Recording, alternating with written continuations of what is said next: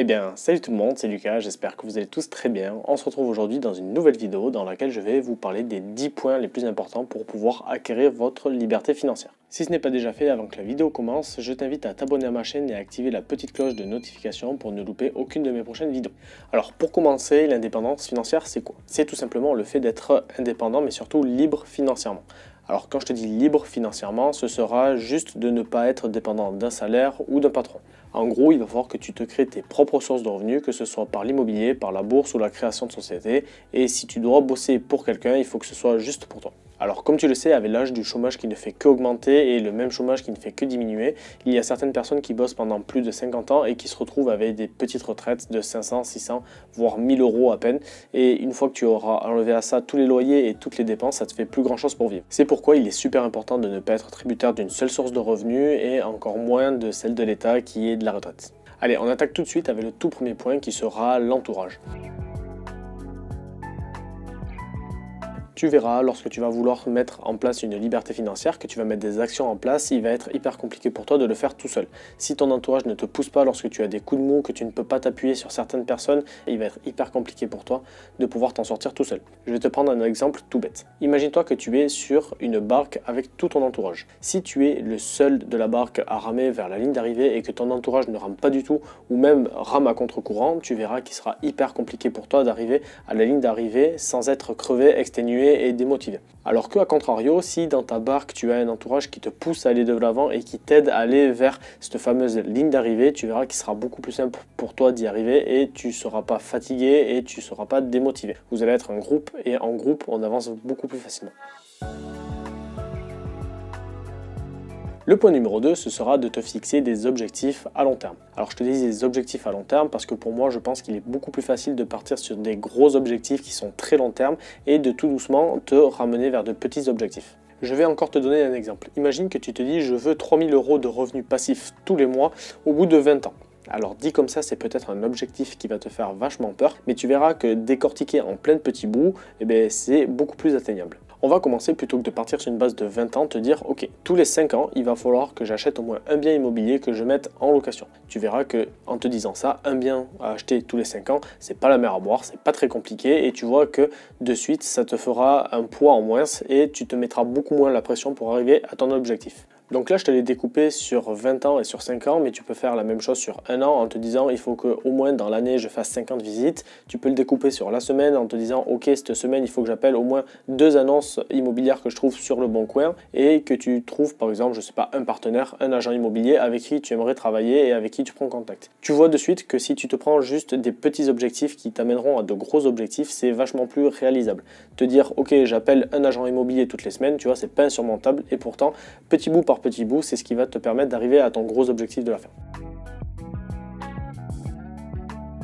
Le troisième point sera de connaître la différence entre un actif et un passif. Si tu regardes un petit peu les chaînes d'indépendance financière, de bourse, etc., tu auras certainement entendu le concept d'actif et de passif, et notamment celui de Robert Kiyosaki. Alors un actif et un passif, qu'est-ce que c'est? Un actif, pour faire très simple, c'est tout simplement quelque chose qui te met de l'argent dans la poche, et un passif, c'est quelque chose qui t'en fait perdre. Pour les actifs et les passifs, il ne faut pas uniquement que tu colles des étiquettes sur des actes ou sur des achats, car tu verras que en fonction de ce que tu en fais, c'est ça qui va déterminer si quelque chose est actif ou passif. Je vais te donner un exemple. Acheter une voiture, pour certaines personnes, ce sera tout simplement un passif, parce qu'elles vont l'utiliser pour aller faire des courses, pour aller faire des loisirs, et cette voiture ne leur rapportera pas d'argent. Ça va leur en coûter entre l'essence, l'entretien de la voiture, l'assurance, etc.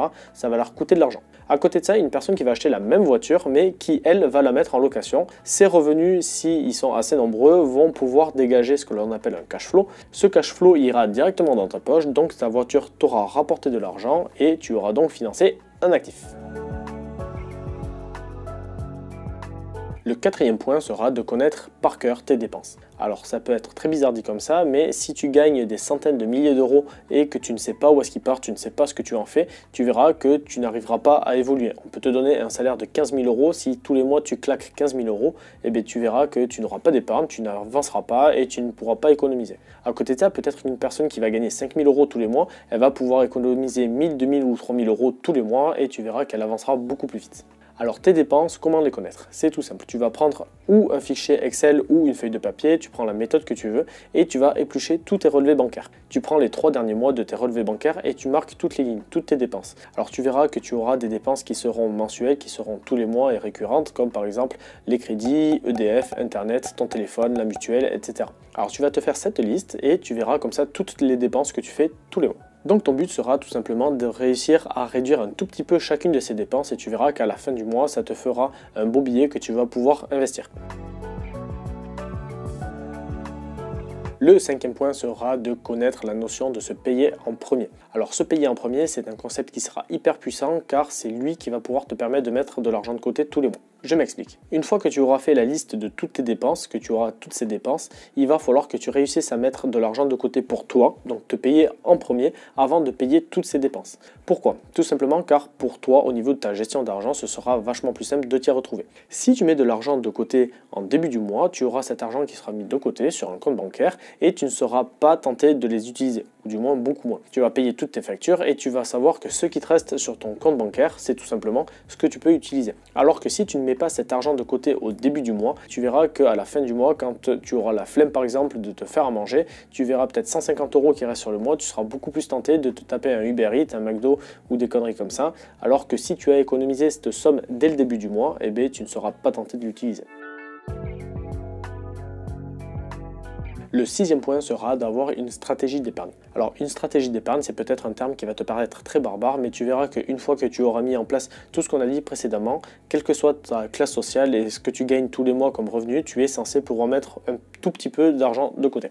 Alors avoir une stratégie d'épargne, ça va pouvoir t'aider justement à gérer cet argent. Si tous les mois tu ne sais pas quoi faire de cet argent, tu ne sais pas combien mettre ni où le mettre, tu vas voir, tu vas avoir tendance à vite paniquer, ça va te saouler, tu vas les mettre sur un compte, puis tu vas repiocher dedans, ça va être une galère. Si tous les mois tu sais ce que tu dois faire de ton épargne, que tu sais où les mettre et combien mettre, tu verras que à force tu n'auras même plus à te poser la question. Personnellement, j'ai ma stratégie d'épargne qui est toute faite et je sais que lorsque je reçois mon salaire tous les mois, je sais que je mets tant d'argent sur tel compte, tant d'argent sur tel compte pour différents projets, pour payer différentes choses, mais je sais que je ne suis pas perdu et j'ai tout qui est écrit sur un papier et ça m'aide énormément.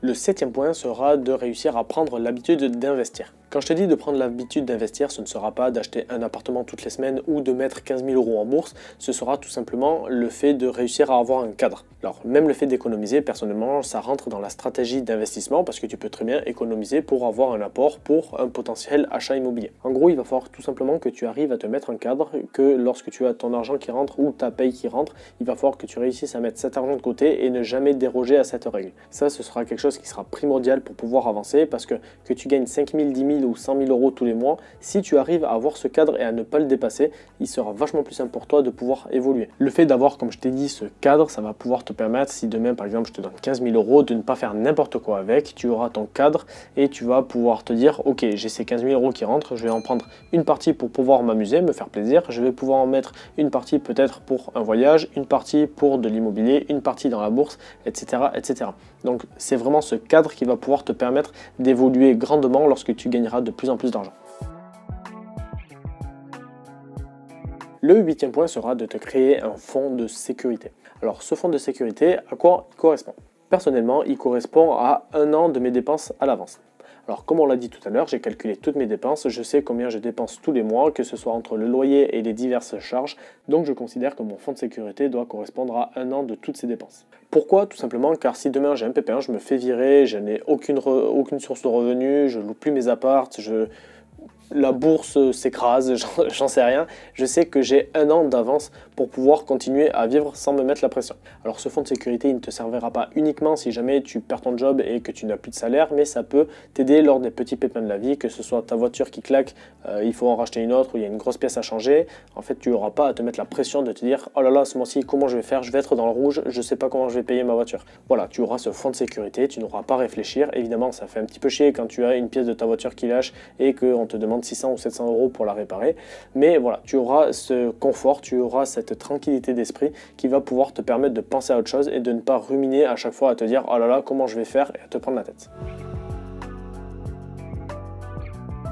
Pour le 9e et l'avant-dernier point de cette vidéo, il faudra tout simplement que tu arrives à ne pas vivre au-dessus de tes moyens. Alors qu'est-ce que j'entends par vivre au-dessus de ses moyens? C'est simplement lorsque je vois des personnes qui gagnent le SMIC et qui payent des bouteilles à 300, 400, 600 euros le week-end en boîte, je trouve ça totalement débile. Si tu regardes cette vidéo, c'est que certainement tu n'es pas Rothschild, tu n'as pas des centaines de milliers d'euros à dépenser en boîte, donc c'est totalement con de vivre au-dessus de ses moyens. Je te prends l'exemple de la bouteille en boîte parce que c'est quelque chose qui est très choquant, mais c'est pareil pour les voitures ou les grosses montres. Il y en a qui ont de grosses voitures, qui payent une blinde des voitures alors qu'elles ne gagnent pas énormément d'argent. Ça, voilà, comme je te l'ai dit, si tu auras financé des passifs, surtout si c'est pour du loisir et pour te la péter, c'est totalement con. Donc c'est en ça que j'entends ne pas vivre au-dessus de ses moyens. Tu verras, tu auras peut-être envie de tomber dans ce piège lorsque tu vas gagner de l'argent, et ça m'est moi-même arrivé de vouloir te dire ok, je vais m'acheter une grosse voiture, je vais flamber, je vais m'acheter une grosse montre pour montrer aux gens que j'ai de l'argent, que je gagne de l'argent, mais c'est vraiment un piège, c'est vraiment quelque chose dans lequel il ne faut pas tomber, tout simplement parce que 1, ça va te faire perdre de l'argent, 2, eh bien, tu montreras aux gens que tu auras acheté quelque chose de beau, mais c'est totalement débile parce que au final derrière tu vas manger du riz et des patates tous les mois. Donc voilà, ça c'est vraiment vivre au-dessus de ses moyens, c'est vraiment quelque chose qu'il faut bannir de ta vie. Reste simple, garde tes plans d'investissement en tête et tu verras que tout va bien se passer. Tu pourras te faire des petits plaisirs, on en parlera dans d'autres vidéos de comment le faire pour que justement ça ne te coûte pas d'argent. Mais voilà, tant que tu n'as pas les moyens de t'offrir une grosse voiture, de pouvoir offrir des bouteilles en boîte à tes amis, ne le fais pas. Alors, petite parenthèse, si demain tu fais une grosse opération d'achat-revente et que tu fais une belle plus-value de, je te dis une bêtise, 50 000 euros, ce n'est pas parce que je t'ai dit ça qu'il ne faut pas aller au resto et fêter ça. Tu peux bien évidemment aller au resto avec ta famille et tes amis, mais ne tombe pas dans le piège de te dire ouais, j'ai fait une fois une bonne opération d'achat-revente, donc du coup, tous les week-ends je dépense ou je m'achète une grosse caisse parce que j'ai fait cette opération. Non, c'est totalement con. Comme je te l'ai dit, normalement tu auras ton plan d'épargne, tu auras tout qui sera carré, donc si tu as suivi tous les points jusqu'à présent, tu es censé ne pas tomber dans ce piège, mais au cas où, on ne sait jamais, je t'en parle. Alors celui-ci, il est pour toi, brave acheteur compulsif. Ne tombe plus dans le piège des PCT. Les PCT, c'est quoi? C'est les plaisirs court terme. Alors oui, pour certains d'entre vous, ça va être très compliqué, mais il va falloir s'y faire, surtout si tu veux atteindre une indépendance financière. Il y aura forcément des sacrifices que tu vas devoir faire. Alors la façon la plus simple d'y arriver, ce sera tout simplement d'arrêter de traîner tous tes samedis après-midi dans des supermarchés ou d'ouvrir Amazon et d'acheter plein de conneries. Il va falloir que tu réussisses à faire un travail sur toi pour ne pas acheter des bêtises tout simplement qui ne te feront rien gagner. Comme je te l'ai dit, tu peux te faire des petits plaisirs de temps en temps, mais il ne faut pas que ce soit régulier. Alors par exemple, si en bas de chez toi tu as un Starbucks et que tu en prends un tous les matins, ça doit coûter un truc du style 6 ou 7 euros, pourquoi tu ne te ferais pas tout simplement plutôt un café chez toi à la maison? Ça te coûtera vachement moins cher et tu verras que dans ta liste des dépenses, c'est une case que tu vas vachement pouvoir réduire et tu vas gagner beaucoup d'argent là-dessus. Si jamais tu es un acheteur compulsif ou une acheteuse compulsive, je vais te prendre un autre exemple. Si tu te balades au supermarché et que tu vois la plus belle paire de chaussures de toute ta vie, tu la veux, tu en as absolument besoin, pose-toi la question de justement, est-ce que tu en as vraiment besoin? Laisse-toi un temps de à peu près 3 semaines pour te demander si vraiment c'était un achat dont tu ne pouvais pas te passer, un achat dont tu avais réellement besoin. Si c'est le cas, ok, vas-y, fonce, achète-le. Si ce n'est pas le cas, tu verras que une fois que tu l'auras acheté, tu vas avoir beaucoup de plaisir sur le coup, tu vas kiffer, ce sera trop bien. Mais par contre, au bout de 2 semaines, tu ne les utiliseras plus et ce sera de l'argent tout simplement qui sera perdu. Ça traînera certainement dans ton placard et comme beaucoup d'autres de tes paires de chaussures, tu ne les remettras plus jamais et tu ne les revendras pas non plus. Donc nous voilà maintenant à la fin de cette vidéo, j'espère qu'elle t'a plu. Si c'est le cas, n'hésite pas à me mettre un gros pouce bleu et un petit commentaire, ça va vachement m'aider pour le référencement de ma chaîne. Si mes vidéos te plaisent, n'hésite pas à toutes les regarder et si c'est déjà fait, je te retrouve la semaine prochaine pour une nouvelle vidéo. Ciao ciao!